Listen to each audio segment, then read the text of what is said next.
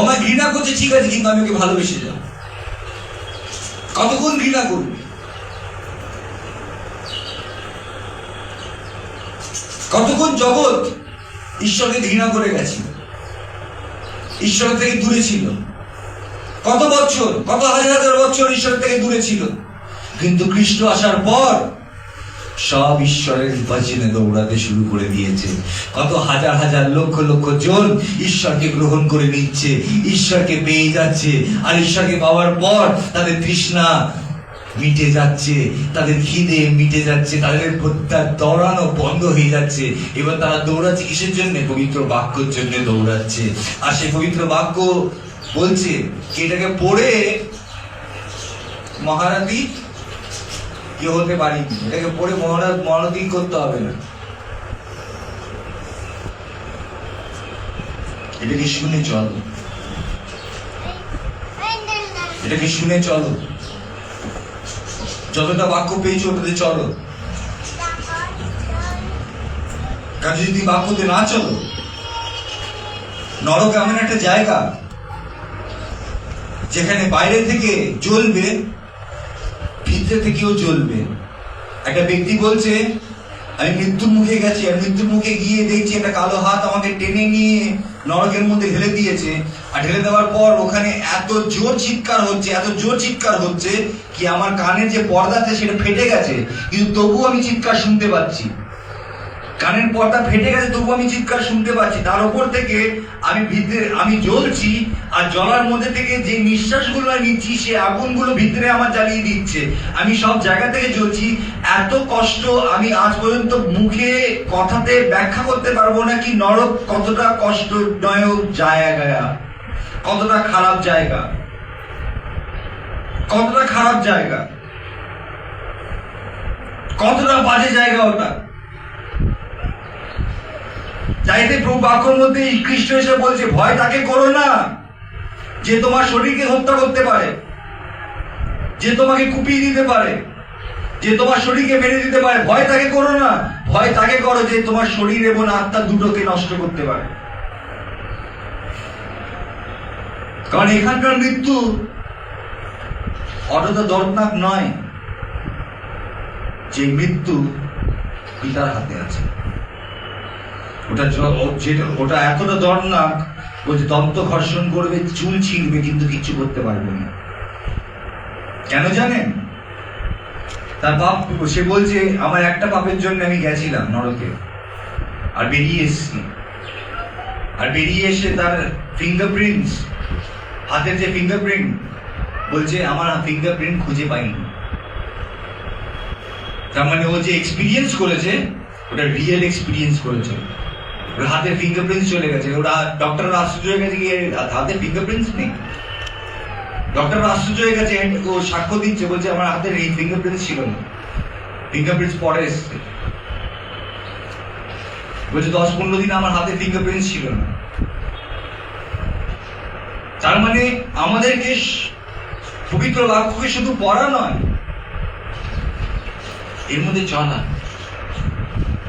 আর খ্রিস্টের সাথে সম্পর্ক গঠন করা। আমি শুধু বাইবেলই পড়ে গেলাম, কিন্তু প্রার্থনা করলাম না, যিশুর সাথে কথা বললাম না, তাকে বন্ধু বানালাম না। আমরা গান করি তুমি আমার বন্ধু যিশু, তাকে বন্ধু বানালাম না, তাকে পিতা বানালাম না, তাকে আব্বা বলে ডাকলাম না। এখানে অনেকজন রয়েছে যারা আব্বা বলে ডাকে, কিন্তু ঈশ্বর সবার আব্বা না। ঈশ্বর বলছে তোমার শয়তানের বাচ্চা, কারণ তোমরা শোনো না আমি যেটা বলি, কারণ তোমরা বুঝতেই পারো না, তোমার বাক্য ধরে রাখতেই পারো না। যে বাক্য প্রচার হয় তোমার এক কান দিয়ে শোনে, এক কান দিয়ে বেরিয়ে যায়। তোমাদেরকে জিজ্ঞেস করলে তোমার বাক্য বলতেই পারবে না, তাই তোমাদের পরিবর্তন হয় না। কিন্তু পবিত্র বাক্যের মধ্যে বলছে আমি একটা নতুন সন্ধি স্থাপন করব। আমি নিজের আত্মা প্রত্যেক মানুষের উপরে ঢেলে দেবো, আর তাদের হৃদয়ের পলকের মধ্যে আমি বাক্য লিখিত করব। কি তারা বাক্য ভুলবে না? কেন বাক্য ভুলবে না?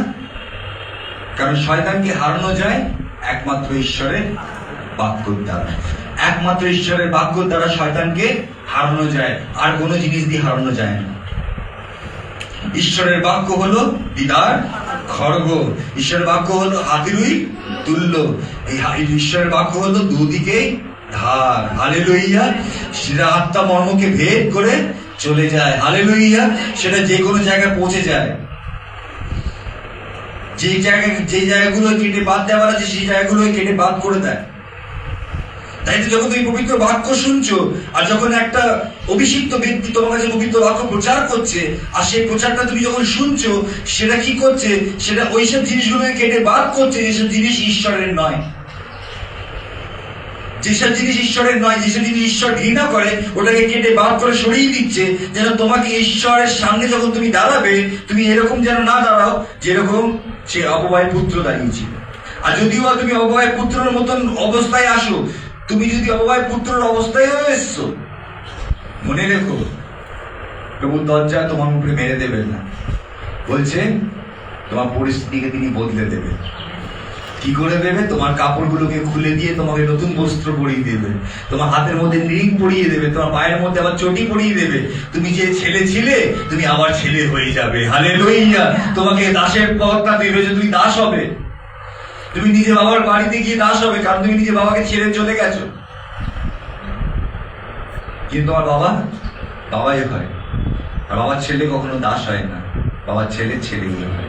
হালেলুইয়া। এটা ঈশ্বর তোমাকে সন্তান সন্ততি বানাবে। তাই নিজেকে ওইভাবে প্রস্তুত করুন, আর নিজেকে ওইভাবে রাখুন কি সারাক্ষণ প্রার্থনাতে থাকুন, সারাক্ষণ প্রার্থনাতে থাকুন, প্রার্থনাতে থাকুন। আর প্রার্থনার অনেক বিষয় দেখুন, জগতের মধ্যে কি হচ্ছে, ইরান কি করছে, সব জায়গার মধ্যে বম মারছে, যুদ্ধ চলছে। আর পবিত্র বাক্যের মধ্যে বলছে শুরুতে শেষ সময়তে যখন আসবে তখন যুদ্ধ, আর যুদ্ধর আভাস তুমি শুনতে পাবে। কিন্তু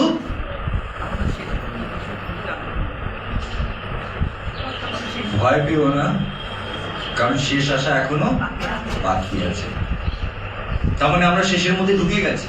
যুদ্ধ সব জায়গায় শুনতে পাচ্ছি, ইউক্রেনের সাথে রাশিয়ার যুদ্ধ হচ্ছে, তবে তোমার এখন ইরানের সাথে আমেরিকার যুদ্ধ হচ্ছে, ইসরায়েলের সাথে ইরানের যুদ্ধ হচ্ছে, সব জায়গায় যুদ্ধ দেখতে পাচ্ছেন তো। ভয় করার দরকার নেই, কিন্তু হ্যাঁ তাদেরকে ভয় করার দরকার যে পরিবর্তন হতে চায় না।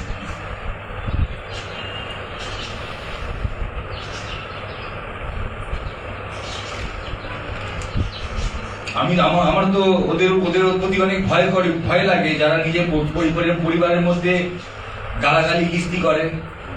ওই পরিবারদের জন্য অনেক ভয় লাগে।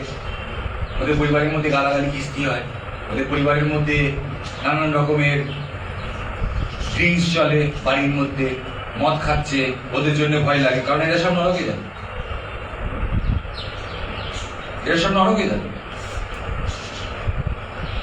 সমালোচনা করছে ফোনের মধ্যে, একে ফোন করে ওর বিষয় বলছে, একে ফোন করে ওই বিষয় বলছে, একে ফোন করে ওই বিষয় বলছে, নরকে যাবে।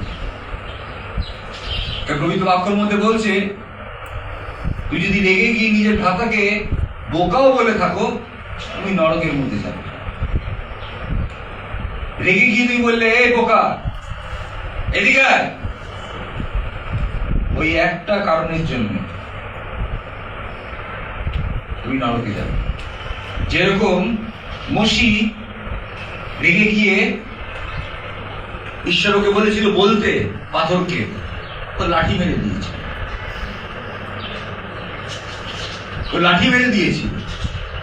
প্রথমে ঈশ্বর ওকে বলেছিল লাঠি মারতে, জল বেরিয়ে এসেছিল।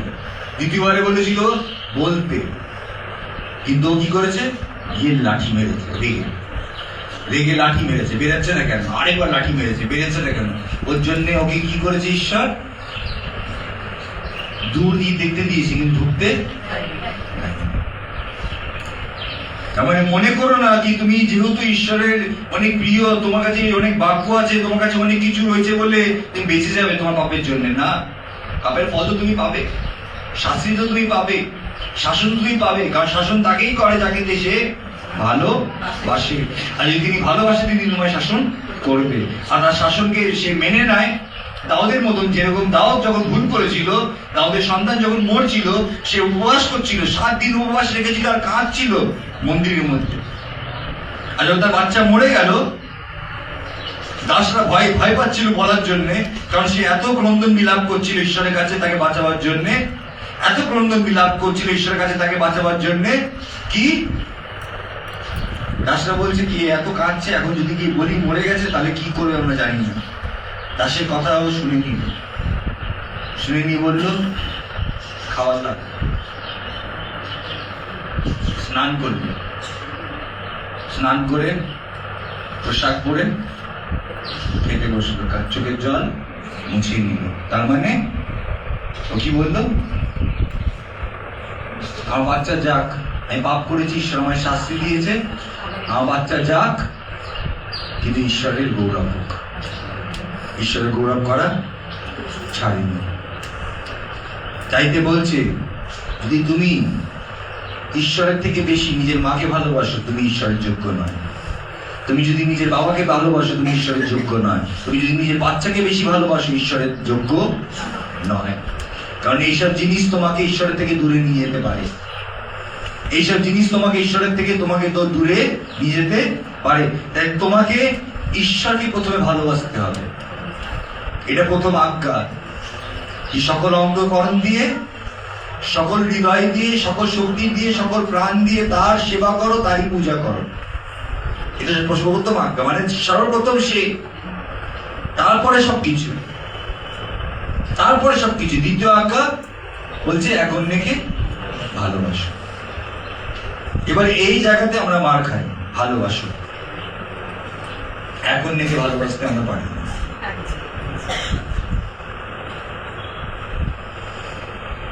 আর যেহেতু এক অন্যকে তোমরা ভালোবাসতে পারো না, আমরা সবাই নরকে দেখা করবো,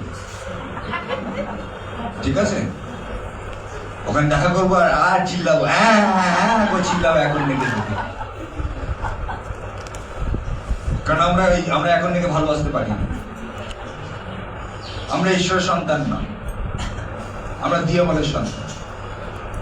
আর যদি সত্যি করে আমার মধ্যে ঈশ্বরের প্রেম থাকে, সত্যি করে যদি ঈশ্বরের ভালোবাসা আমার মধ্যে থাকে, সত্যি যদি ঈশ্বরের আত্মা আমার মধ্যে বিরাজমান হয়, তাহলে আমি মানুষকে প্রেম করতে শিখবো। যদিও বা আমাকে কষ্ট দেয়, তবু আমি তার জন্য প্রেম করতে শিখবো। তুমি তোমার মধ্যে বলছে যদি তোমার নামে তাড়না করে আনন্দ করো, কারণ তোমার নাম জীবন পুস্তকে লেখা আছে। আনন্দ করতে বলছি, গৌরব করতে বলছি যখন তোমার নামে তাড়না হয়, তোমাকে যখন লোকেরা ঘৃণা করে, তোমাকে যখন লোকেরা আঙ্গুল তোলে এই প্রার্থনার জন্য, কিন্তু তুমি প্রার্থনাতে আসছো বলে তোমাকে বাজে বাজে কথা বলছে, তোমার নামেতে বাজে বাজে রোটাচ্ছে, বাজে বাজে বলছে এ তো অফেয়ার করে, মনে কারোর সাথে দেখা করতে জানিস তো, এই সময় রোজ বেরিয়ে যায় আর আসে, এই সময় রোজ বেরিয়ে যায়। কতজনের সাথে এই জিনিস ঘটেছে? হাত তোলো দেখি। ঘটেছে না? বলেছে কি না কি এই টাইমে বেরোয়, এই টাইমে আসে, নিশ্চয়ই কাউকে পটিয়ে রেখেছে, কারোর সাথে প্রেম করছে, কারোর সাথে এই করছে ওই করছে। তোমার নামে যতজন আজে বাজে কথা বলছে, ঈশ্বরকে ধন্যবাদ দাও কি তোমার নামে আজে বাজে কথা বলা হচ্ছে। কারণ যারা ঈশ্বরকে ধন্যবাদ দেবে তাদের নাম আছে জীবন পুস্তকে লেখা। হালেলুয়া, হালেলুয়া, নাম জীবন পুস্তকে লেখা আছে। তাদের নিজেকে প্রস্তুত করুন। চলুন আমরা দ্বিতীয় সেশনের জন্য রেডি হই। আবার একটা বাক্য আসবে, প্রভুর কাছে আমরা প্রার্থনা করি যেন আমাদেরকে প্রভু পরিবর্তন করে। দয়াময় ঈশ্বর, কৃপাময় প্রভু, তোমার কাছে এই বিনতি প্রার্থনা করি প্রভু। আমরা পাপী প্রভু, আমরা পাপী, আমাদের পাপকে তুমি ক্ষমা করো, ক্ষমা করো প্রভু। এবার আমায় পবিত্র করো, ভেতর থেকে বাইরে পবিত্র করো। আমার জিহ্বাকে পবিত্র করো, আমার জিহ্বাকে নিয়ে হাত দিয়ে ধরো আর ধরে পবিত্র করে দাও প্রভু। আমি যদি চলতে না পারি বাক্যতে, আমার যদি পা না থাকে বাক্যতে চলার মতো, ও প্রভু তুমি আমার হাত ধরে আমাকে টেনে নিয়ে হাতে হাতে নিয়ে চলো, কিন্তু নিয়ে চলো। মারতে মারতে নিয়ে চলো, কিন্তু নিয়ে চলো। কষ্ট দিতে দিতে নিয়ে চলো, কিন্তু নিয়ে চলো।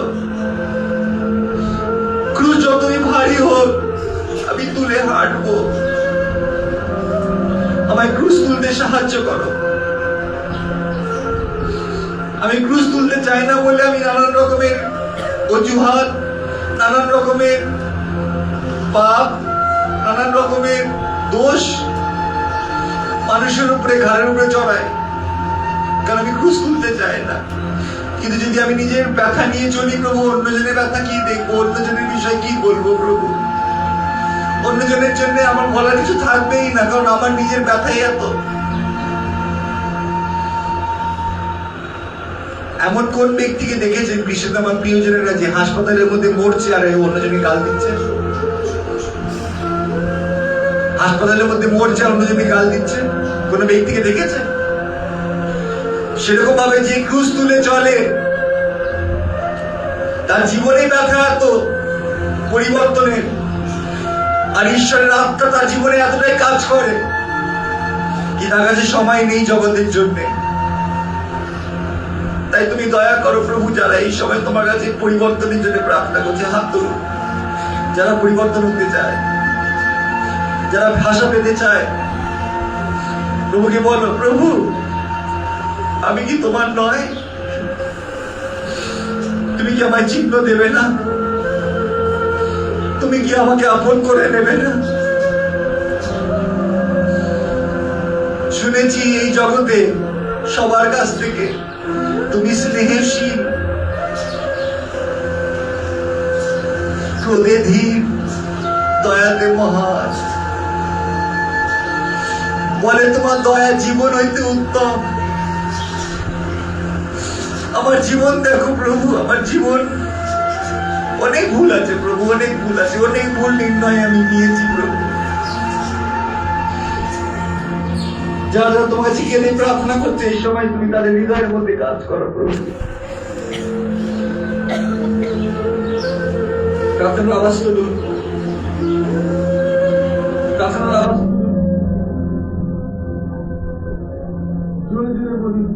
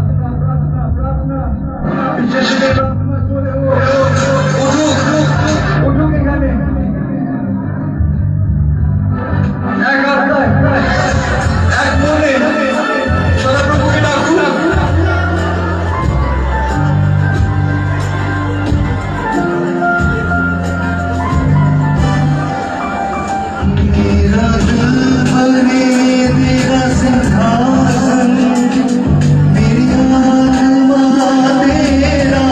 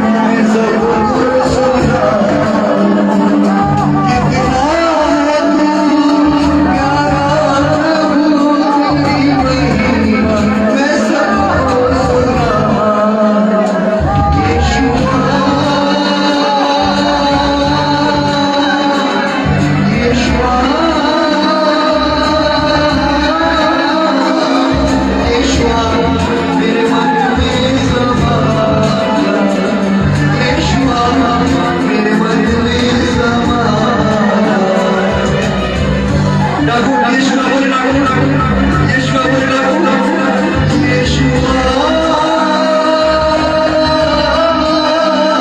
यीशुआ, मेरे मन में समा जा, यीशुआ, मेरे मन में समा जा।